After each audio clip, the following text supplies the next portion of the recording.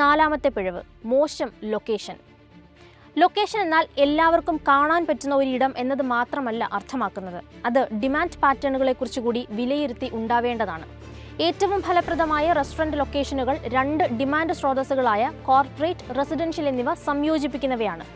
Corporate ഏരിയകൾ പൊതുവെ വാരാന്ത്യ ഉച്ചഭക്ഷണത്തിന് ആവശ്യക്കാർ ഇല്ലാത്തവയാണ്.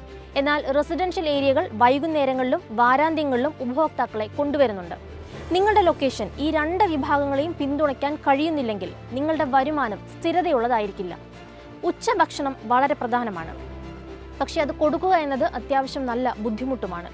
ഒരു റെസ്റ്റോറൻറ്റിന് സ്ഥിരമായി ഉച്ചഭക്ഷണം കൊടുക്കാൻ കഴിഞ്ഞാൽ അത് അത്താഴ വരുമാനത്തിലേക്കുള്ള സമ്മർദ്ദം കുറയ്ക്കും. രുചിയുള്ള ഉച്ചഭക്ഷണം വിളമ്പുന്ന ഇടത്തേക്ക് ആളുകൾ വൈകുന്നേരവും സ്വാഭാവികമായി എത്തും. ഇത് നേരത്തെ പറഞ്ഞ വരുമാനത്തിന്റെ സ്ഥിരത കൊണ്ടുവരാൻ സഹായിക്കും. ഇനി അഞ്ചാമത്തെ പിഴവ്